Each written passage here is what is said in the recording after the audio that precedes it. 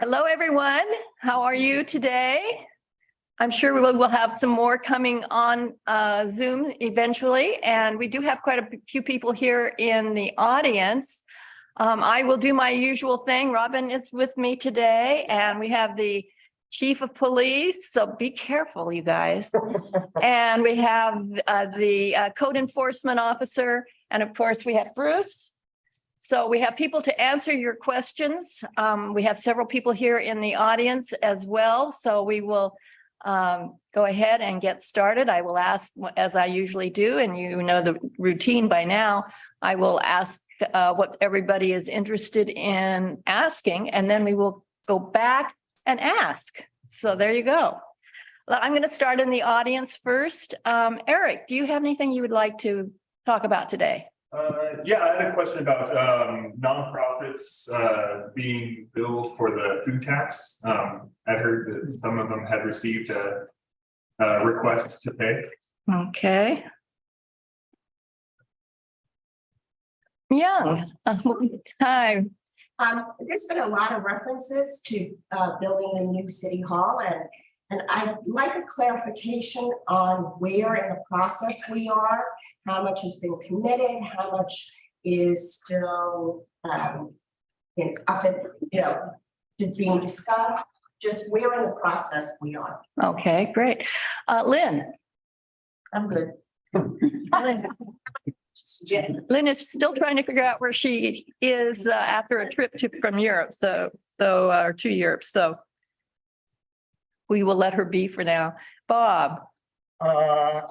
As you're probably aware, I am way behind the curve. And the other evening, I'm hearing a lot of talk about the code audit.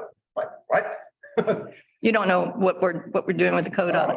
Well, maybe I'm not as far behind the curve as I thought. Okay. I wanted to just drop in and get some guidance about where to be looking. It seemed like I had missed my window as far as having any substantive input on that, but at least I could. It looked like the things that I was reading, generally I was wincing every couple of sentences that's not grammatical, or that those kinds of, Okay, all right. And what are the best places to look to get up to speed without reading every word that anybody can say about it? All right. You want the précis of the code audit? At least. Okay. Yeah. And all right. and then where to go from there. Okay. Jan? So I would like to talk about our water. I'm really concerned about, well, we haven't had rain, and normally when our pampas grass blooms, we normally get the rain a few days later. And this has been an extra month at least. And I'm just wanting to know if other people are concerned and how the city people are looking at this situation, because I think it's something we all need to. Are you talking about our water supply? Our water supply. Okay. Yes. All right. Deb, what would you like to talk about today? Well, I have about 8 questions. Oh, no. Please narrow it down. That's so short and sweet, but I kind of like with Eric and you on the that can be woven into some of that. So yeah, food tax questions and resort tax questions. Yeah, I want to ask about that, and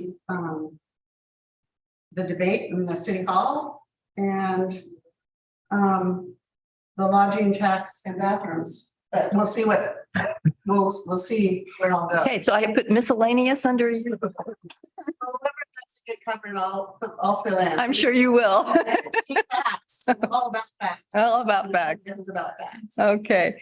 Ginny, what would you like to talk about today? Well, I thought the forum was amazing. And although I felt like I was well informed going into it, I changed my mind on a candidate or two. So I thought that was interesting.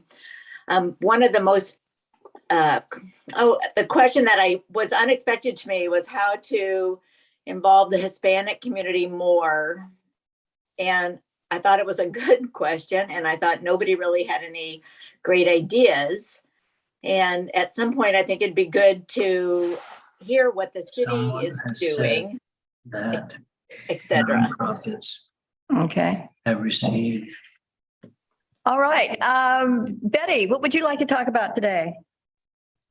Oh, I'd like an update on what's happening with the 188 South Laurel setback issues on that house that's 10 feet into the ocean setback. And I'd also Oh. like an update on what's happening with the wetland controversy. Okay.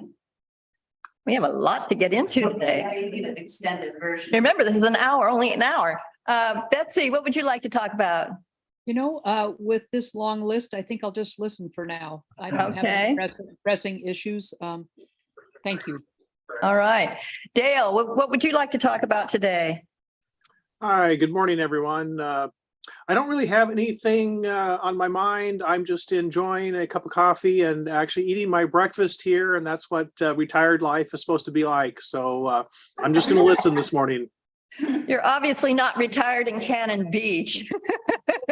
We're all busy. Anita. Anita, what would you like to talk about? Good morning, all. I am just here to listen. I have nothing planned really, but I did attend the forum as well and thought it was a great candidate meet and greet. Thanks to everybody. Okay, great. All right, well, let's start at the top, I guess. Can you tell us, Bruce, anything about the nonprofits and their status with the food tax? I'm reading it right now, and I'll do a little bit more follow-up, but it says that tax levied in section 330.020 shall not be imposed on a consumer purchasing the following foods, purchased from nonprofit organizations or service clubs at temporary restaurants, including food stands, booths, street concessions, or similar type operations, purchased from nonprofit tax exempt organization to citizens over 60 years of age. So. Okay, that's not real clear, is it? Well, no, because it uses the word temporary restaurants, which is the one that is more on point. And the other one deals with the age of the person making the purchase. So. Well, maybe that's something we should ask in a city council meeting, ask Ashley. Yeah. Eric, do you have specific events that you're thinking of? Yeah, so I don't know if they actually received the bill or not. I was just talking to people down at the Legion, and they said that they received a request to pay for when they're doing their fundraisers. They do the fundraiser. I'm sure everyone's aware, they're burgers and jam every Monday. They're fundraising for scholarships and stuff, and I was just curious why they, if they did, like I said, I just heard it from one person that they had received a request to pay, and being that they're a 501c3 doing a fundraiser on a temporary basis, they don't serve food to the public. It's just during their fundraisers. So Yeah, I was curious about that. that should be clarified. If and why they received. Yeah, no, I'll check it, Eric. It's not real clear on here, so. Yeah, and I noticed that it specifies temporary kitchen, but it doesn't, Yeah. or temporary restaurant, but it doesn't give a definition of what a temporary restaurant is and what it takes to Right. become a temporary restaurant. Right. It does specify nonprofit. But Yeah. Yeah, and I thought that we had excluded the Legion from that, but I mean, that was my impression. I don't know that we ever actually really discussed that. So, yeah, that's something definitely we need to Well, look the at. firemen's The ham dinner, yeah, would be one. yeah. Okay, good. Well, thank you for bringing that up. Appreciate it. Bob? Bruce, were you quoting from city code? Yes. It seemed like if I could read that, it would be much clearer to me. What was the code number? 3.30.020. Thank you. But to make it easier, I'll hand it to you.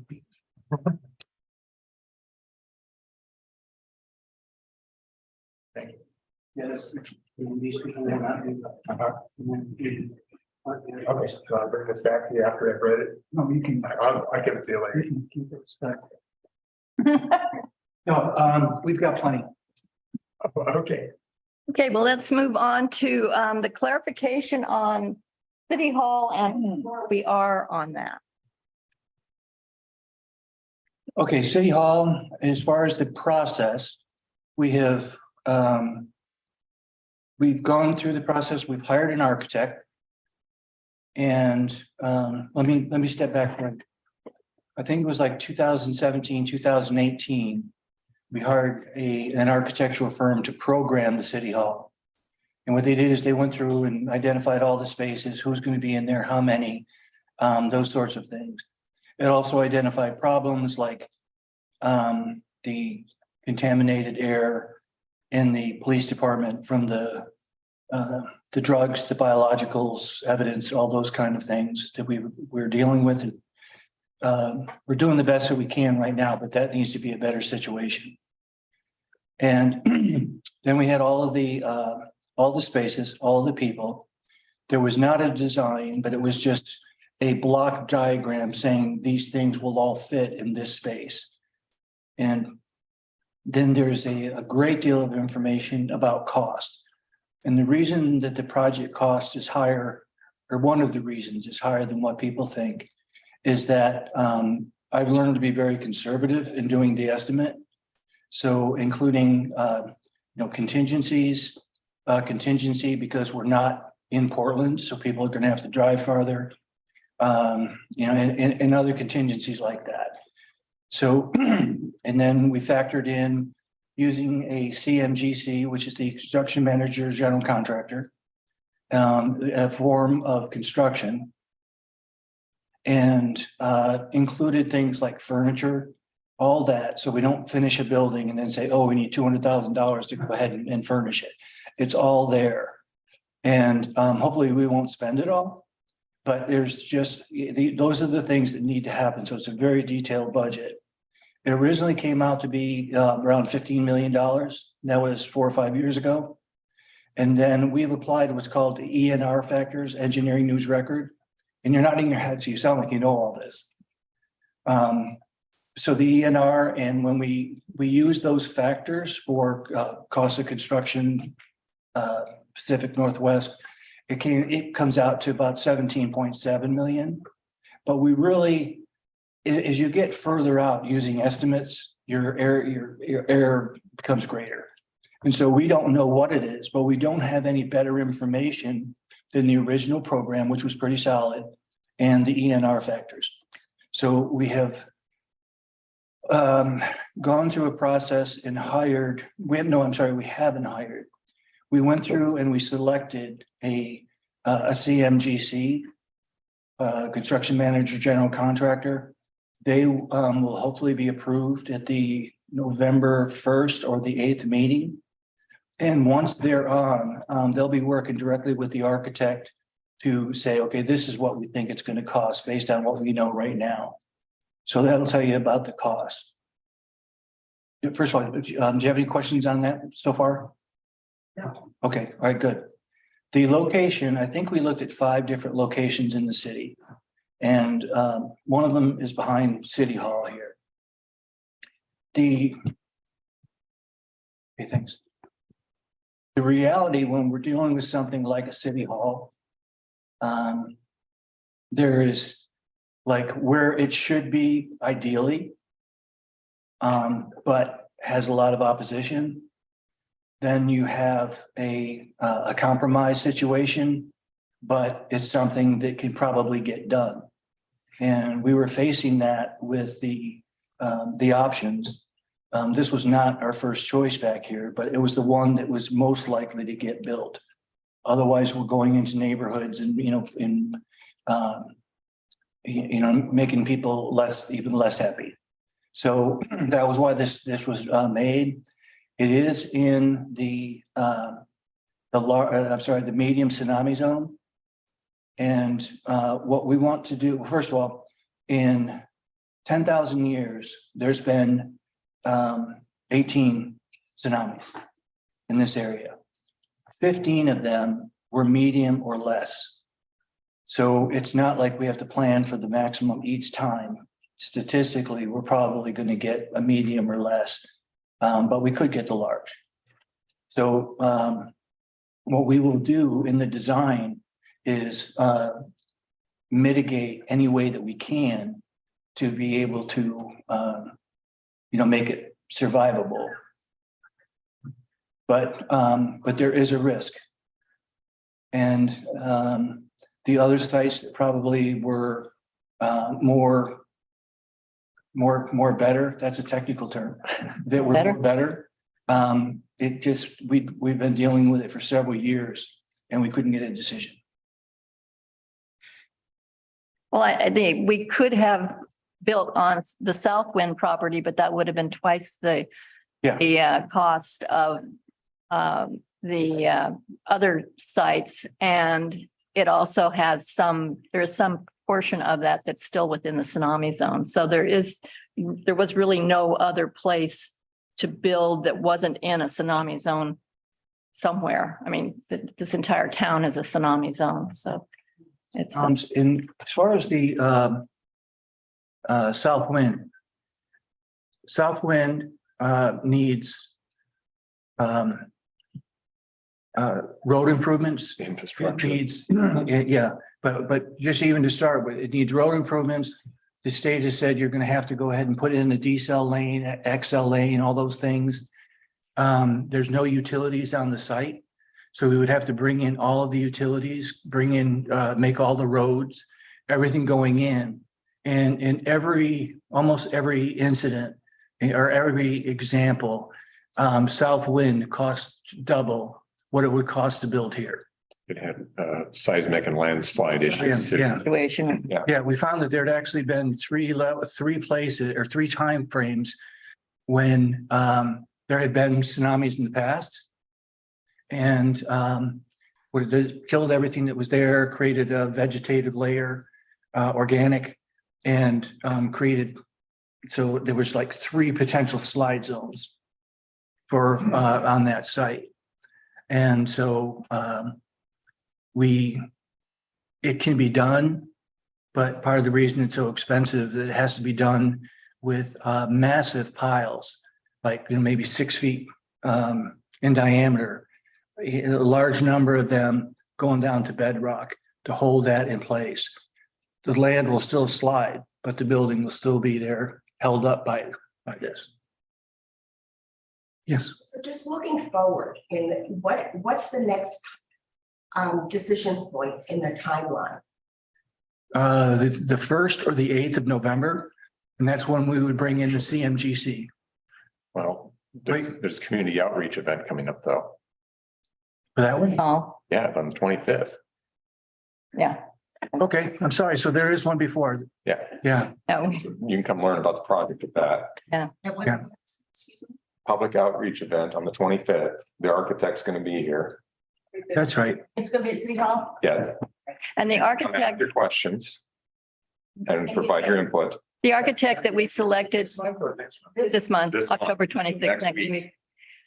The architect that we selected is the same architect that is doing the school rejuvenation. Yep. So, and then when he talks about the CMCG, that means that we will hire a construction manager who will work with the architect to design the building.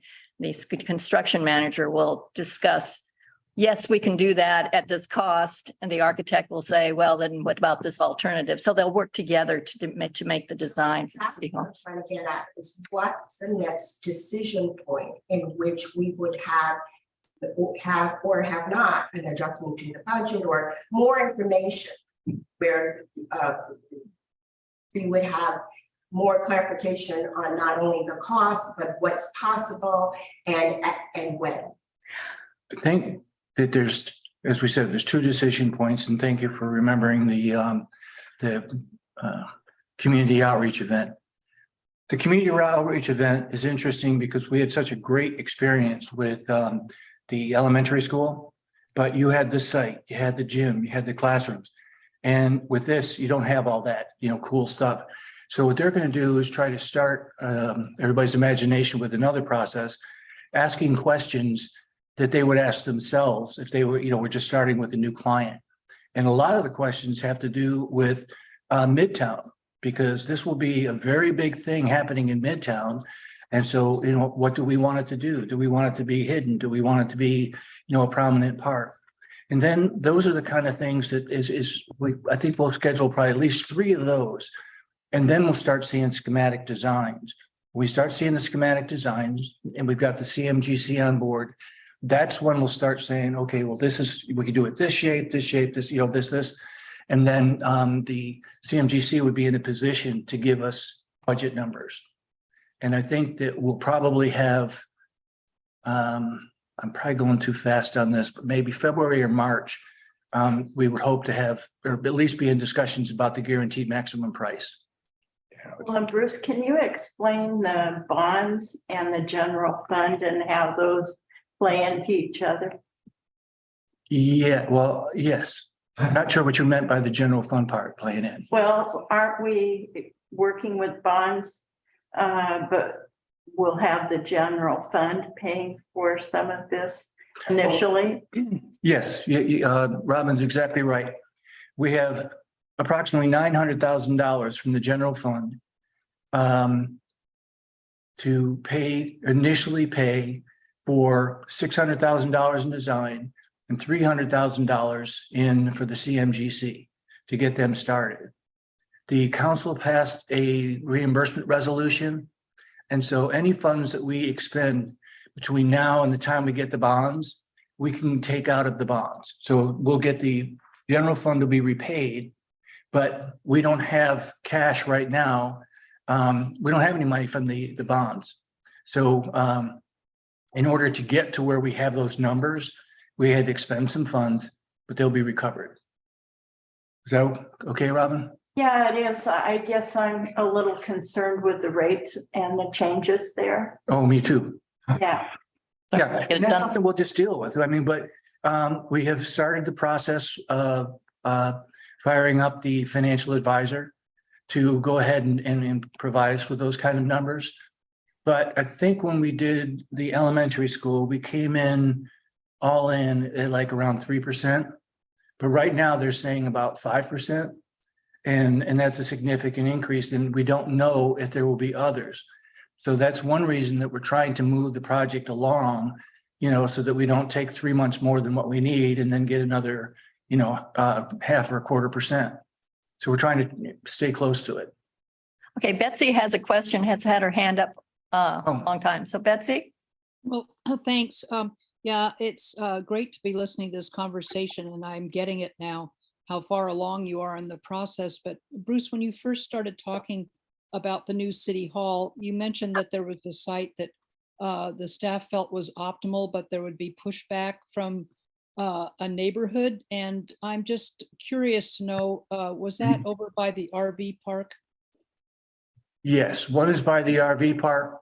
There's another site that is considered sacred, and it was not considered, that I think probably would have been the best site, and that's the spruce forest, but we're not going there.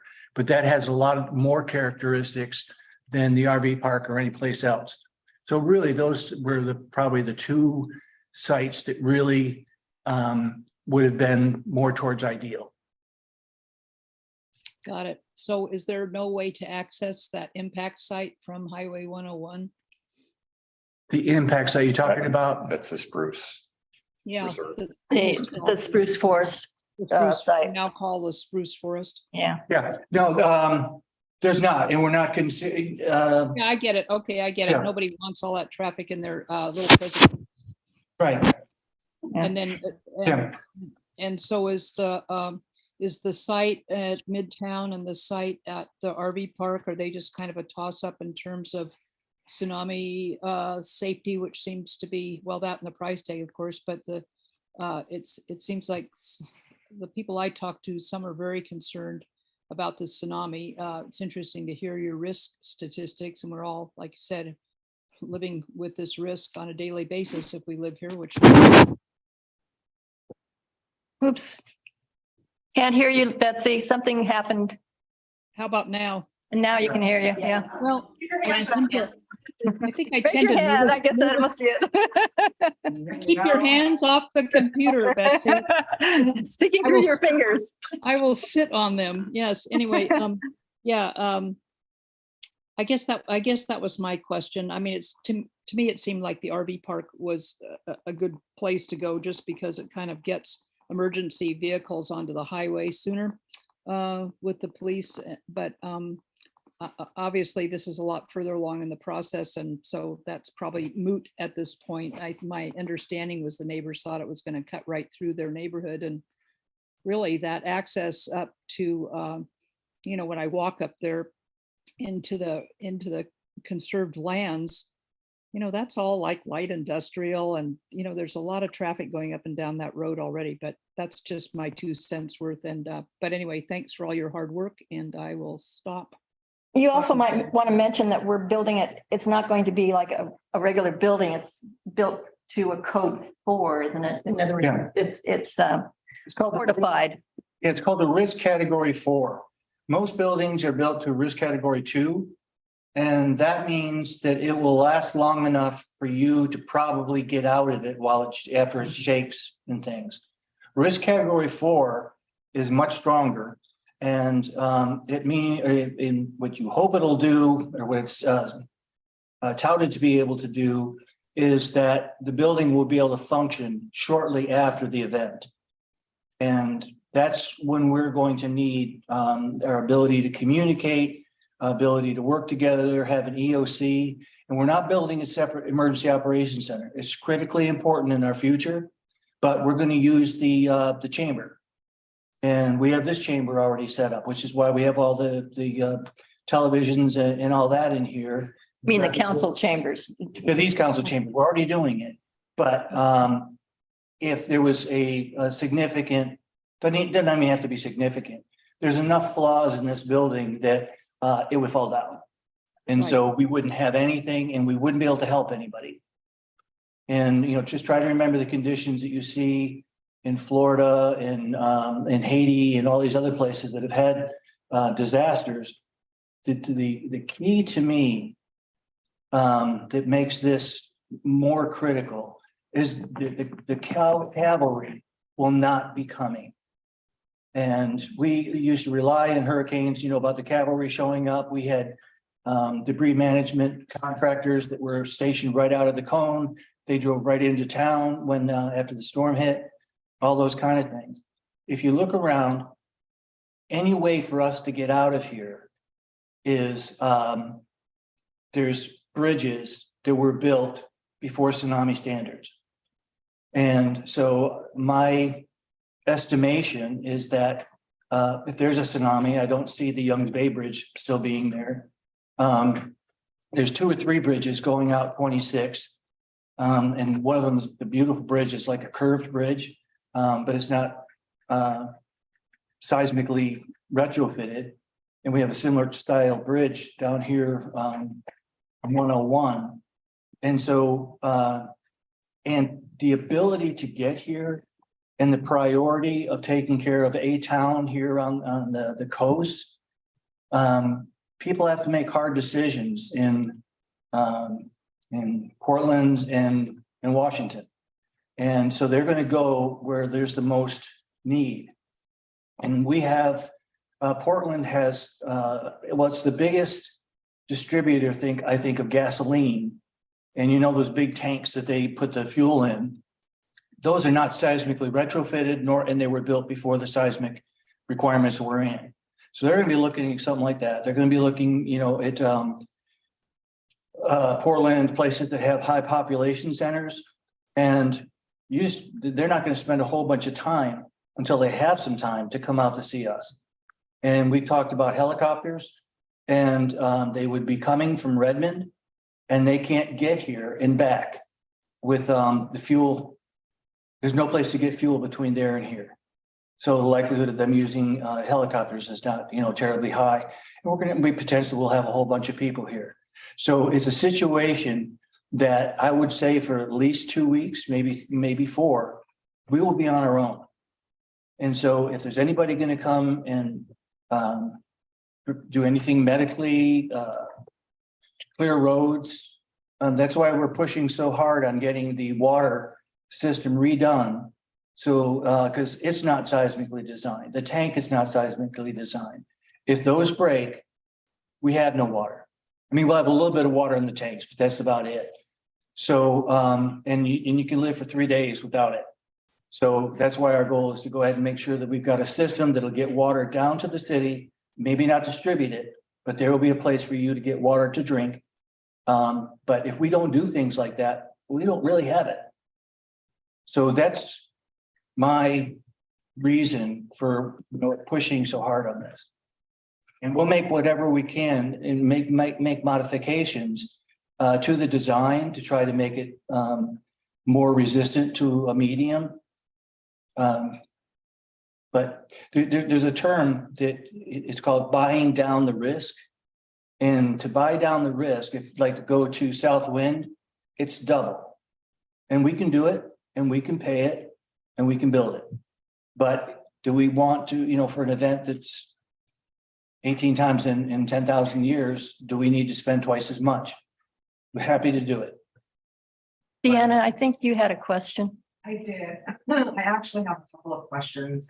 One of them might be a little a naive question, but first, though, I think that Bruce walked a long way around when are we going to be making some more decisions. So on the bonds. So when the city gives those bonds, what's the term on those bonds? Are they going to be guaranteed by this prepared food tax? Is that the premise there? Is that how you're getting those bonds? There has to be a guarantee for them, correct? The funding source would be the PFT. Okay, and what is the term on the bonds? It's either 30 or 40 years. Okay, and so it's based solely on collecting this the PFT.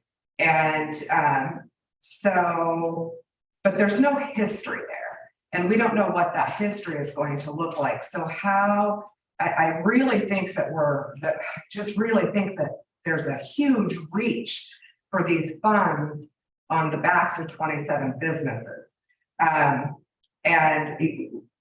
I've said it repeatedly, and I'm concerned about the fact that the inflation is just ridiculous. I mean, I just went from paying $30 now for 15 dozen eggs to 75.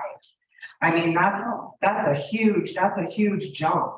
And so how many people, recession, we're knocking right on that door. And I said this before we even went to vote on the sales tax. And then it came to be, and so I'm very concerned that we're reaching for this great amount of money that we don't know what that is on the backs of 27 businesses to pull that in.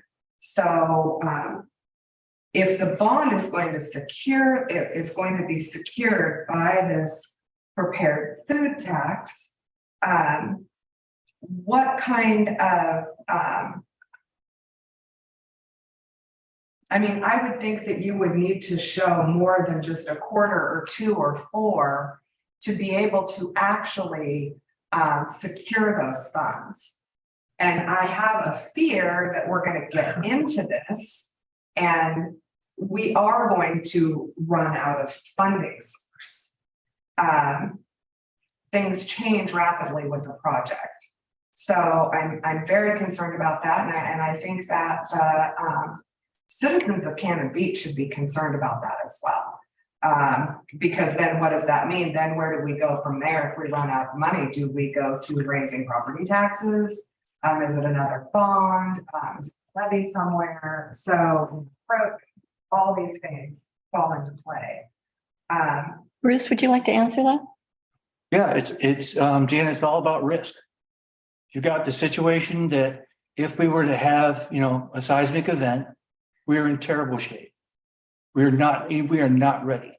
We've done a lot of really good work. People have been working on things for a long time, and we're probably better with our own forces, that kind of thing. But we're not ready to to rebuild the water system, to make sure everybody's got water within 3 days. I'm asking about the building. I'm asking about the cost to build the building. Mhm. That's what I'm asking. And I did ask a specific question about the funding. How, on the bonds, how much funding from the sales tax do you have to be able to show to even get these bonds to secure those funds? That'll be an issue that we deal with the bond issuers. So there is no answer. So we don't even know what that answer is right now. I don't see how we could until we go through the process. Well, there's a process and then there's a question asking process, right? So due diligence. And Deanna, are you saying we're not doing due diligence? no, I'm not saying that at all. Okay. But I would just like to think that you would have an answer, for that we've, this is what we think, this is, we've had some conversations, this is kind of how it's going to work. So, and then I had another question. Well, while you hold that question, and I think Deb had a question. The EOC, it's gonna be, there's gonna be a satellite center above in case this stuff, right? So I think people need to know that too, it's for safety, that Rick or the police department will have another place to go with radios and so forth besides here that was wiped out in a tsunami. Well, I don't know if we were to build it anywhere and a tsunami bigger than what we built for comes, we won't have anything. So right now we're talking about how much risk do we want to take? How much money do we want to spend? But the building, when we're talking about being a risk category 4, it'll have satellite phones, satellite internet. It'll have ham radio operations. Our radio operations will be hardened on this site so that the building will survive. Because I mean, if this building was to fall down, all our antennas are attached to it. So we would have, very little, if anything. And again, just two things that just, I can't get out of my mind is not gonna be in comment for a long time. And so, are we willing to take that risk and look at Florida? It'll be something like that. And then if, but they had the cavalry, they've got interstates, everything else all around, and they got right in there. It's not going to happen for us. I'm sorry. It might not happen for us. The odds are not good because we have to rely on things that were designed and built before seismic standards. So it really comes down to a safety issue. It's our safety. Yeah, it's a huge That's thing. about safety. And Yeah. what it is, what can we not afford for safety? Mhm. I mean, that's what it comes down to. That's Right. That's why all the CERT teams and everybody supported the food tax, because we all know the reality of it, of the safety, because I was a nurse, my husband's a paramedic, we all know But the we're reality. not talking about the food tax. We're talking. No, the food tax is part of the reality of paying for this safety. And we're trying to do it without having to raise taxes on anybody. Yeah. So, and Deanna, as far as numbers, the numbers that we got when we went to the food tax was $880,000 a year for fire and for the city. And at the time, the debt service, when we went out for the debt service for the Cannon Beach Elementary, was $720,000 for the amount that for the 17.7 million. So at the time, it appeared there was some headroom in that. If it came in at 880, we think it's going to come in higher than that. And so that might be able to go ahead and make up some difference. We have to think when we see what the numbers are, how much do we want to have in reserve? Because we don't want to spend every dime. But you don't know that that's a 17.7 million.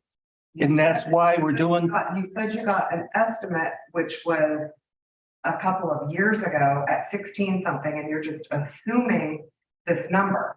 And so my other question was, on the architects, I'm assuming you went out to public bid for the school.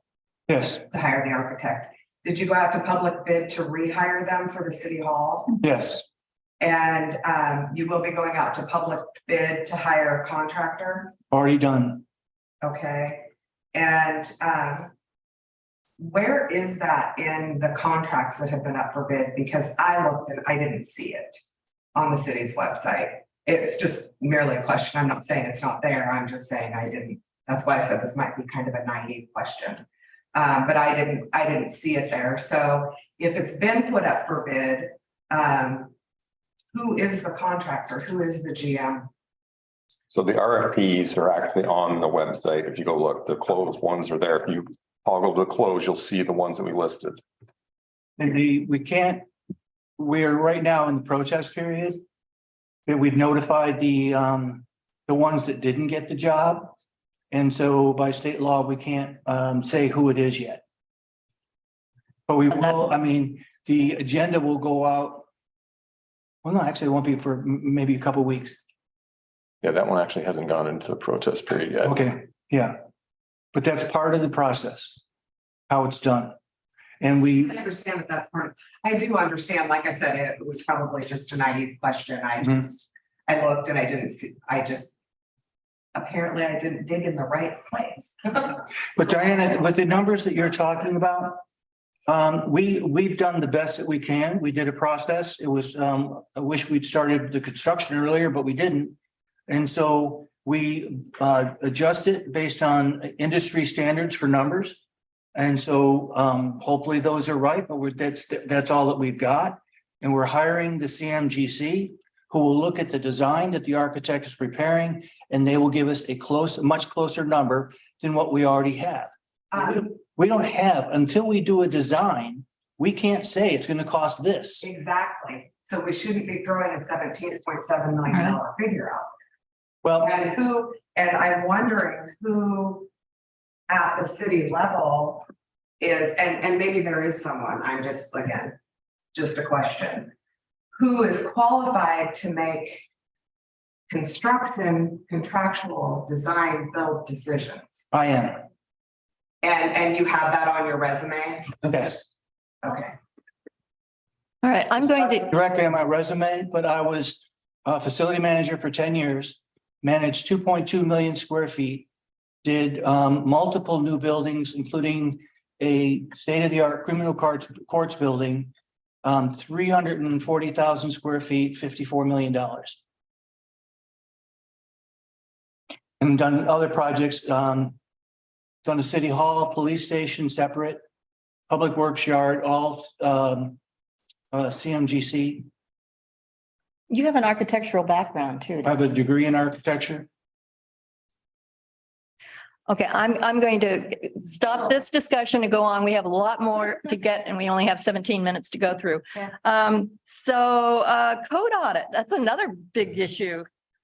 Would you like to tell us where we are in the code audit? I'm on a roll, yeah. Yeah. The code audit, we started with the code audit. Around the time that I came here, and it really was not my fault. The economy was busting, was going great. And people were spending money on real estate. And there were a number of sites in this town that people had always thought would never be developed.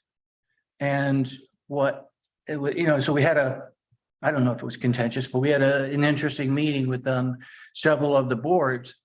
And what came out of that is that the city had pretty much run out of buildable lots, readily buildable lots. And it was around the time that everybody wanted to build. And that's when we started seeing people building on, very steep land. And what my experience was, when you run out of buildable lots, the easiest buildable lot you can get is to buy something that's already there and knock it down. And in some cases, you knock down 2 or 3 and build a really big one. And so we talked about the comprehensive plan. Comprehensive plan is fine, but we never went and took the step to put the things that are in the comp plan in the code. And so it might say something about, like whatever, And I'm not sure, but I'll use this as an example, but say it has something to do with trees. It might say that up in the comp plan, but you have to go ahead and codify it. And we hadn't done that. And so what, if we were going to get anywhere, we needed to go and look at the code. Comp plan is not the problem. We needed to look at the code and make sure that those things matched. There were a couple of items that that both Jeff and I had seen in the past. And one of them was buying three houses. And what was interesting, people don't buy the houses in the lower cost areas. They go out on Ocean or something like that and buy 2 houses because they got all kinds of money to go ahead and build. And they just build things that are not, appropriate for this town. So we went and we said, okay, right now, even before we get into all this, we definitely don't want that. And so we took action, and now you can't combine lots because that was one of the things that was coming. We also had a not great experience with the Nicholson development, and that was a PD. And so we said, no PDs. We're not going to go through that again. And Robin or Nancy, do you remember any other? I thought we did 3 things. Well, we had, This is 2. we've been having pressure to develop on our wetlands. We've had pressure, the Roberts proposal to build on the S curves. Right. We've had pressure to build on Elk Creek Road where it can be dicey for sliding. Yeah. So yeah, we've had a lot of not Elk Creek Road, Ecola Creek Road. Yeah. On the other Little Park issue Road. was building, what size house to build on. And what size house? to build. Chose Yeah. to postpone that for Yeah. a bigger Yeah. discussion. So the council did pass an ordinance that prohibited the combining of lots for building. And right now with the code audit, we are in the process of kind of wrapping up the first year of looking at it to see where we need to reorganize the codes and how to streamline it so that the language is all in the same place, same language is in the same place. And we're in the process now of asking for a bid on the next stage, which would be next year, in rewriting some of the ordinances to match the comprehensive plan.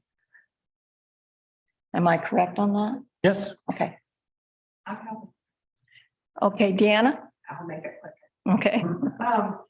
I understand the single lots, but what if someone owns 2 lots and they have a house that's kind of in the middle of it? Can they rebuild that house? They probably could now, yeah. I mean, because it would, if they owned it before the ordinance went into place, my understanding is, and I'm not the planning director, but my understanding is, yes, they would be able to do that. In fact, that's happening to the house behind me. They own 1.5 lots. And so now they're building an addition that's as big or as bigger than their house, They can go. but they can do it But it's because kind of grandfathered in. it was grandfathered because in. They are the ones requesting this. Yeah, If they were to sell it, it would fall into the future right, codes. right. And Deanna, when what we prohibited was combining of lots, not lots that were already combined. Yeah. Thank you for the clarification. Okay. Okay, Bob, does that sort of answer your question? I think it gives me an Get you a little bit closer to where we are. You might want to take a look at the discussion we had of the code audit. We had a joint audit meeting last Wednesday. I looked at the package for that. I Okay. haven't watched the. That should really answer your question because they had a PowerPoint and they showed where we are, and especially toward the end of that PowerPoint, it showed what they're recommending. Yeah. And those recommendations will be coming up, I think next month for us to look at. Thank you. And then we will proceed to the next stage of rewriting. Thank you. Trying to match what we really want with the comprehensive And plan. Lisa has a question. Who, Lisa? Lisa Kirk. Lisa? Hi, I'm sorry, I was late coming on, so you might have already answered this, but Bruce, I remember you mentioned that a couple businesses were not willing to pay their food tax, who were supposed to pay it. Is that still the case? And if so, what can you do about it? There are 3 that had not signed up. So we don't know if they're going to pay or whatever, but they had not signed up. All you had to do was register. One of those we found was, there was a letter that got sent out, and we can't establish that they actually received the letter because there was an ownership change and some other things. And so we said, okay, we'll give you some time. That may not be on you, it might be on you, but we're not going to penalize you as a result of this. Then there's another one that has had some significant personal issues and didn't get to where they needed to be, and some people are trying to help them to sort this out, including the city. So that's the 3. There's one that just said, we're not going to pay it. Well, I mean, if they just decide they're not going to pay it, there has to be consequences, like. Oh, there are. It's like $500 a day, leaning property. There's all kinds of things. If you are not, going to comply with an ordinance like this. So Lose their business tax or their business license, don't they, as well? yeah, they can lose their business license. It can really hurt if you don't do it. And it's kind of silly. The other thing, if you've gone 3 months and it's probably the biggest quarter that you have every year, and you didn't collect 5% from everybody that came in on the food that was applicable, you're going to pay it. You don't get a break because you didn't collect it. And so you're going to have to pay it. So it's a silly game to be trying. But that's where we are. And they have received registered letters. So we're following them. Okay, good. Okay, I'm going to move on. I'm going to go, we were talking about the code audit and the question about wetlands. I think Betty had a question about where we are on the wetlands situation. Maybe you could talk about that. And then she also asked about any update on the Laurel House that had the oceanfront setback question. I think it's before Luba. Yes. Yeah. Let me start with that one because I can remember that. That was only 2 seconds ago. Okay. There was a house that it was under construction, and we got a call from a neighbor that said, boy, it looks like those windows are quite a ways out, and it seems to be farther out than the required setback. And so we went out, and it certainly did look like it was not correct. And then we went back and looked at the plans and the original survey. And you do, if your lot is in the middle, I guess hopefully you can see me, but if your lot is in the middle of, some existing houses, you take the average of the setbacks of those 2 houses. And what the surveyor didn't take it from the house. They took it from a deck that was not connected to the house and actually built over the seawall and said, well, that's the other point. And so they went ahead and built way out. They got a stop work order, and we met with them. They I don't know if they did an appeal or what. No, we went through the process that you've received this notice. And so now if you want to come and talk to us. And they just felt that was the appropriate point to do it, to do the measuring from. And so the city denied it. And right now, and they are taking us to LUBA, the Land Use Board of Appeals. I think we're setting a record for the number of times you come in a year. And the wetlands issue, we did have a discussion about that during the code audit meeting on Wednesday. Could you update us on that? Well, it'll be related to the code audit. Okay, and I think we have asked, the city council has recommended that the planning commission set up a task force for looking at the wetlands, studying wetlands issues, and coming back with a proposal for updating our ordinances regarding the wetlands issues. Jan, what was the one that they talked about? I think it was the was it the planning commission? And they figured out how to set up a 3-member committee. Yeah, because it's a 7-member planning commission, it can only be 3 members, because if you have 4 members on the planning commission, you're in a quorum. And of course, you can't do that. So it'd be 3 members of the planning commission and whoever else they would like to have in the citizenry to talk about what they would like to see, what the residents would like to see in wetlands, and to propose some updated language. The decision was the 3, not with the citizenry. Well, I think that I'm not sure that is actually, That was the decision that they voted on. well, but I think we also talked about asking other people as well. That was So, talked about, but the decision made that night, I listened very carefully, was the 3 planning commissioners right. would decide, they would work on this. Mhm. Bruce thought it would take a month. Mhm, And then they would bring their recommendations to the rest of the planning commission. mhm, And then the planning commission would vote on that, mhm. and they would take that to the city council. The Okay. citizenry can make suggestions, but they're not part of the 3-member Mhm. group. Okay. Very clear. Lisa, did you have a question on that? I did. It was on what Bruce was just talking about before. It was on the Luba case. And I went on the Luba website and I couldn't find it. Do you have a keyword or what? Has it actually been filed yet? It's Bruce? No, well, yeah, I know, but I think Jan was going to help me with the answer. I spoke with Jeff Adams after that same meeting of the code audit and asked him about the LUBA, if that had been filed by the Pietka group. And they did not file an appeal. Right, As of last Monday, I think was the deadline. right. So now we're waiting to see how they are planning to go forward and address the situation on Forest Lawn. Well, you're saying Forest I'm not- Lawn? It's not Forest Lawn we're talking about. I Yeah, thought we were talking No, we're talking about, Forest Lawn. no, we're talking about the house on Laurel Street. Yeah. A house on Laurel. That's what I've been trying to find the appeal or what on Luba, and I have not. And so I must be using the wrong language. They're filing a suit against Cannon Beach. Well, I don't know if it's a suit, but it's a process that you go through to that place.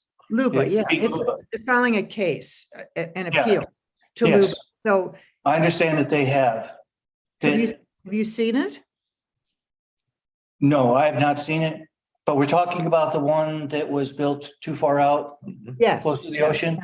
Yeah, I understand, and I could be wrong, because there's enough of them out there that I get confused. But, We have too many Lubas.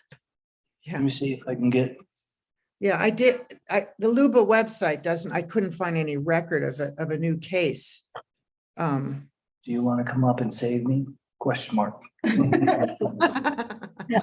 I think, are you good? Just call Jeff. I just asked Jeff if he would be so kind as to save me.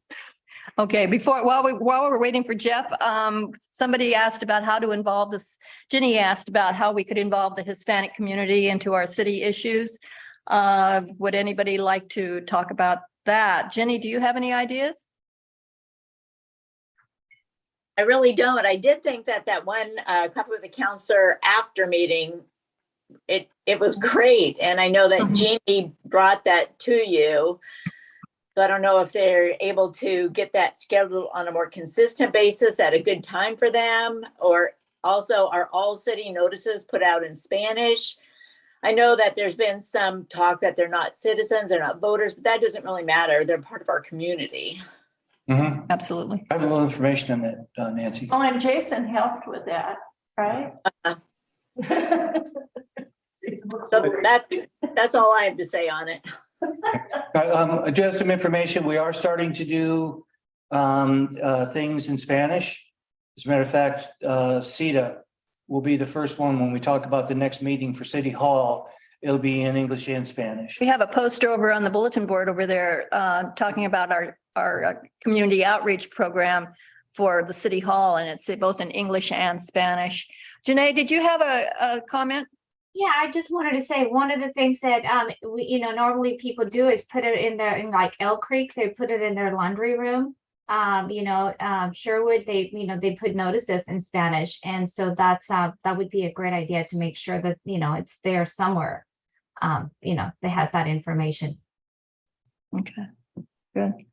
I think A lot of it entails us getting more involved in their events than inviting them to our events, because we've done several different things through the police department. We used to do coffee with a cop, and we did one just for the Hispanic community. Not one person showed up.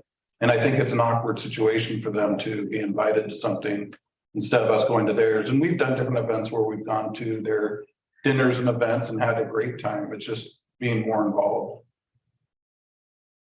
I think unfortunately, the one that we had with the copy of the counselors, that was a specific item that they wanted to talk to us about. And I would love to see us be able to do it more of an inclusive situation. So if you have any ideas in how we can get involved, that would be great. How do you find out about things, Jason?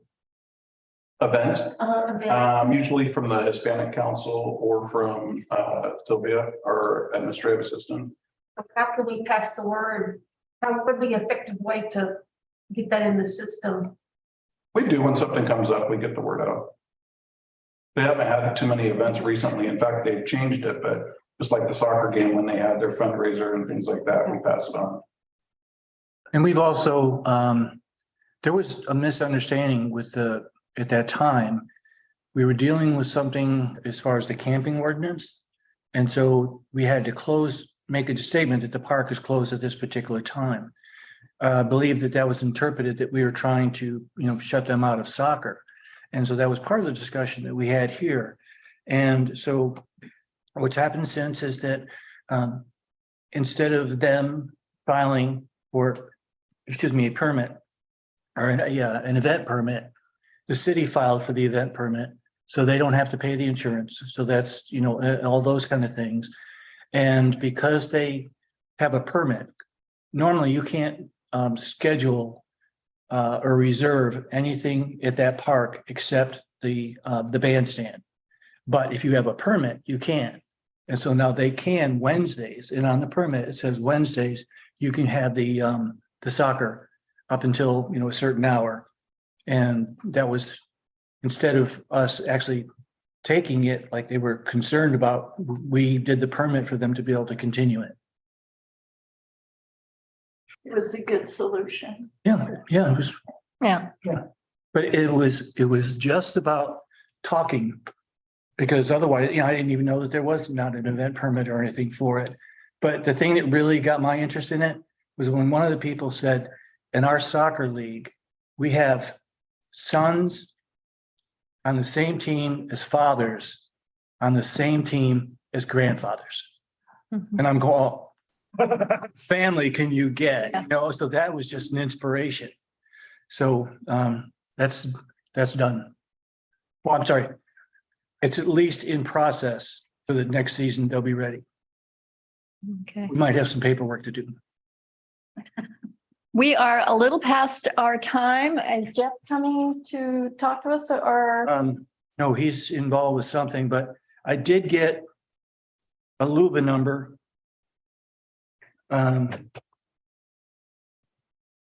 LUBA number 2022-078. And it's Hamid, spelled HAMIDE VCB. There it is, Lisa. Okay, all right. Jan, real quick. Our water. Huh? I asked about our water. Okay, we have a water supplies question. Do we have enough water? And what are we doing about it?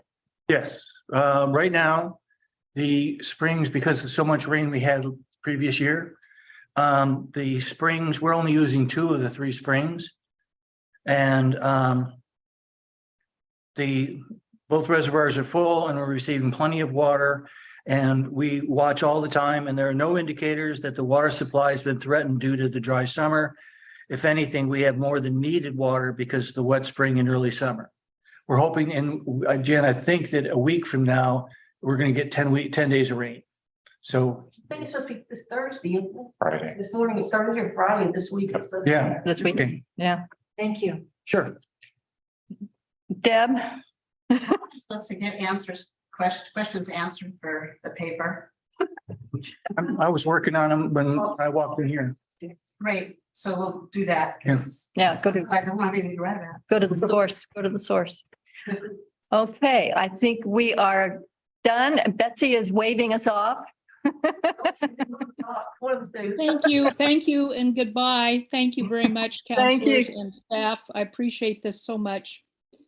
Great. We appreciate you being here, and asking questions. So thank you all for coming in and asking really good questions today. We had a really good discussion. I think you need another coffee with the.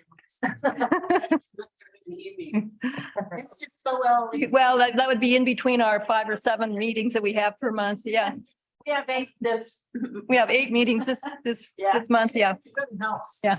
It is. It really, really helps. All right. Well, thank you all for coming. Appreciate it. Thank you for zooming in, everyone. And again, if you want to look at this more and have more questions, you can always take a look at it on YouTube. And of course, always send your questions to Bruce. I'm sure he just looks forward to answering everything. I live, Let me read that paper. I live for it. And let me say that I pretty much certainly was wrong about something when we were talking about the combination of the lots or whatever. I'll get an email to Nancy and Robin, because Jeff said it wasn't exactly like that, and I want to make sure we get you good information. So I'll get something to you folks that you can pass out, but my interpretation was incorrect. It was? Okay. All right. Well. Just in Jeff's eyes. All right. Well, thank you very much for coming, and I appreciate it, and come back next month. We will have it again in November. We'll see you then. Bye-bye. Thank you. Thank you.